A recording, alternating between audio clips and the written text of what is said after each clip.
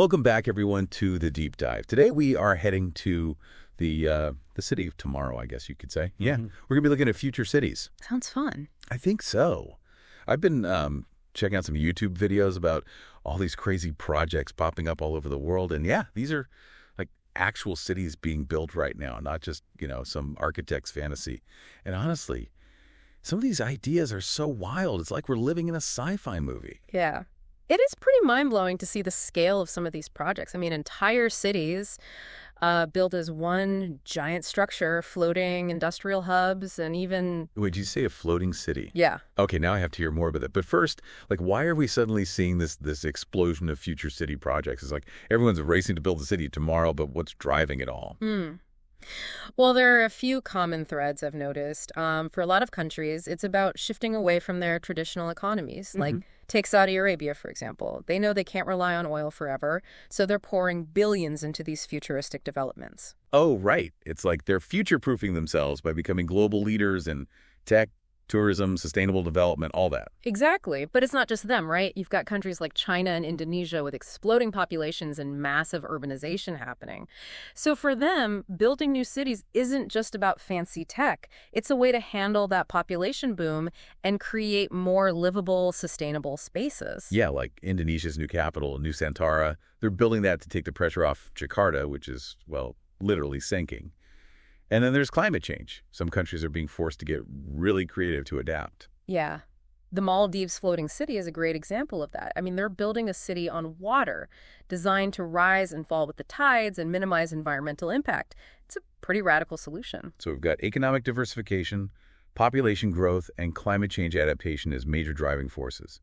Pretty heavy stuff. But let's get into the actual projects, the cool stuff. And I think it's safe to say that Saudi Arabia's NEOM is kind of stealing the show when it comes to, sheer ambition. NEO is definitely a headline grabber. They're talking multiple cities, tons of new technologies, and a budget of, get this, $1 trillion. $1 trillion.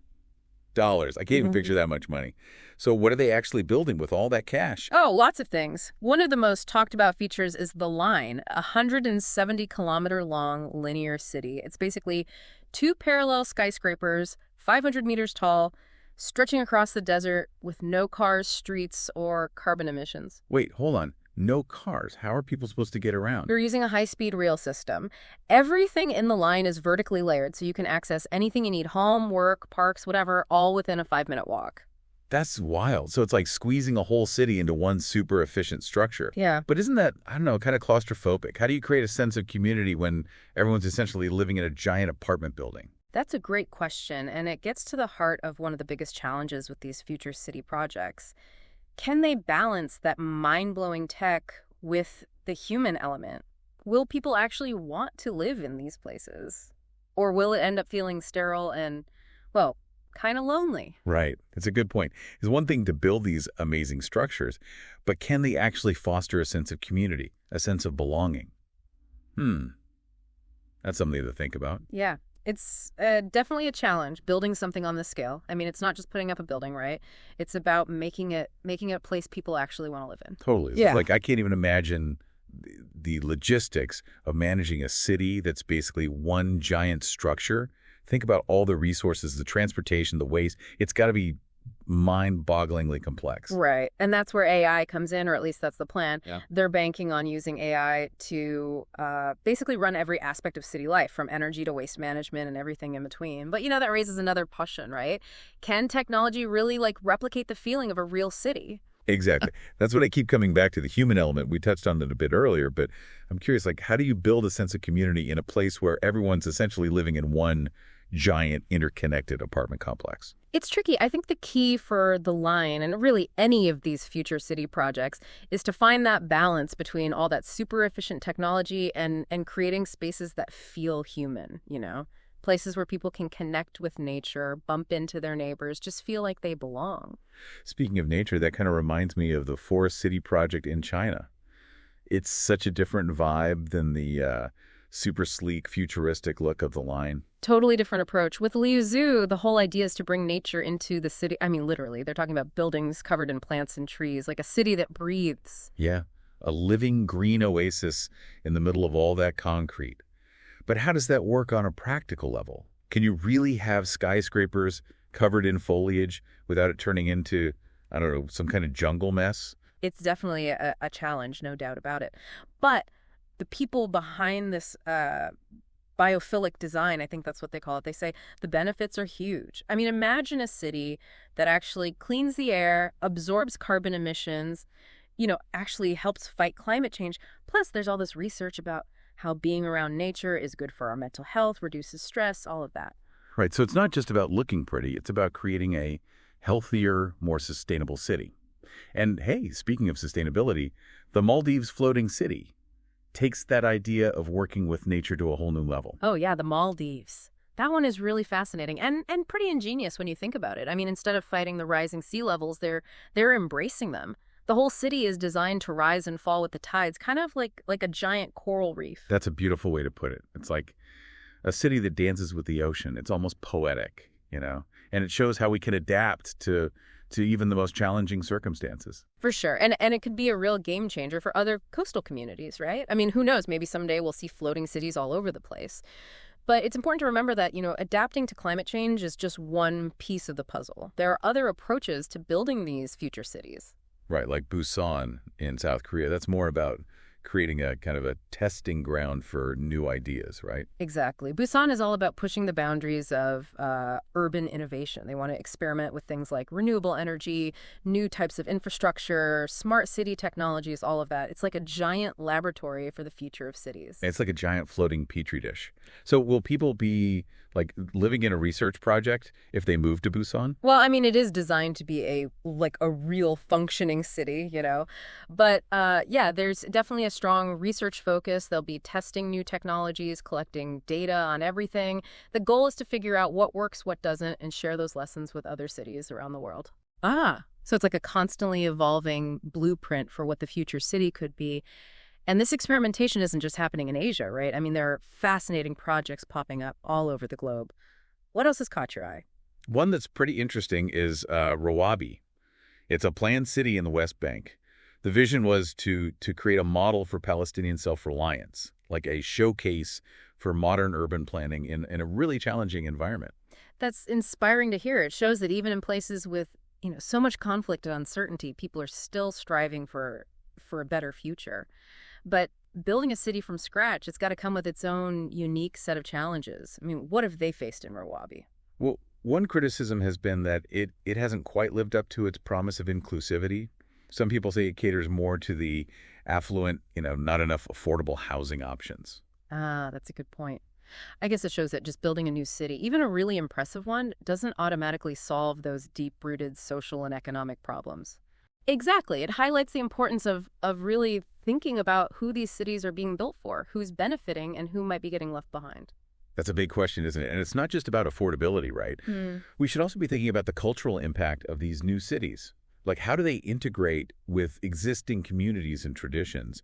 Do they preserve those things or do they, erase them? That's right. No one wants to see, cookie-cutter cities that are all the same, Yeah. You need to find ways to weave the old with the new. Yeah, to find that balance between progress and preserving the unique character of a place. It reminds me of the Mina tent city in Mecca, Saudi Arabia. That temporary city they set up every year for the Hajj. It's incredibly complex, millions of people, but it's also deeply rooted in tradition and culture. Right.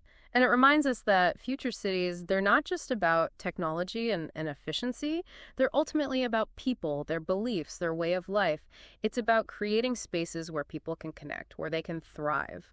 Yeah, absolutely. And as we kind of move into this next part of our conversation, I think it's important to keep that in mind, that these future cities, as amazing and ambitious as they are, they're still experiments in progress. Right. And they're experiments with potentially huge consequences, for better or worse.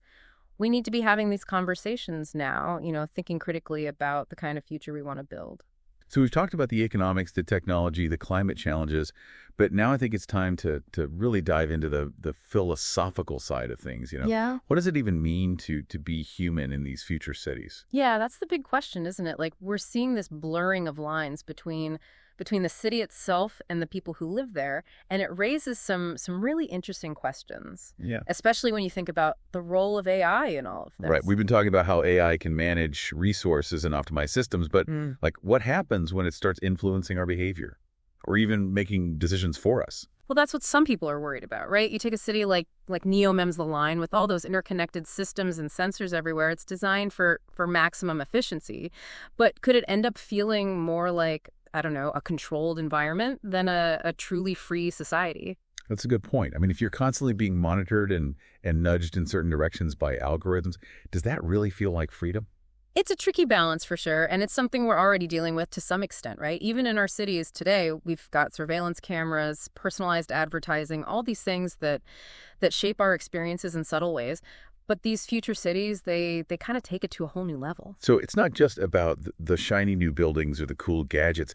It's about who's controlling all the data, the algorithms, the systems that make these cities tick. I mean, are we creating cities that empower people or cities that manipulate them? Big questions, and I think it's important to be having these discussions now, before these systems are fully built out and it becomes harder to change course. We need to figure out, like, who gets to decide how this technology is used, whose interests are being served. It's so easy to get swept up in all the hype and the utopian visions, but we can't forget about the potential downsides. And I think that's where the human element comes in, right? We need citizen engagement, ethical frameworks, and a healthy dose of skepticism to make sure that these future cities actually benefit the people who live there. Absolutely. We need to be asking tough questions about data privacy, about bias in algorithms, about the potential for social engineering. Technology should be a tool that empowers people, not a tool for control. Right.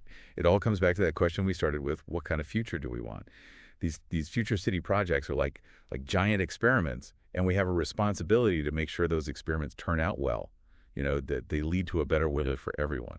Exactly. It's not about rejecting technology or progress. It's about using it wisely in a way that aligns with our values.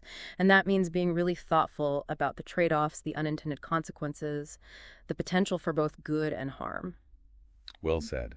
So as we wrap up our deep dive into these future cities, I think I'm left with a sense of both awe at what's possible and a bit of caution too. I think that's a healthy perspective. These cities offer us a glimpse into what could be, but they also force us to ask some really profound questions about who we are and what kind of world we want to create. And those are questions for all of us to grapple with, not just the architects and the engineers and the tech wizards.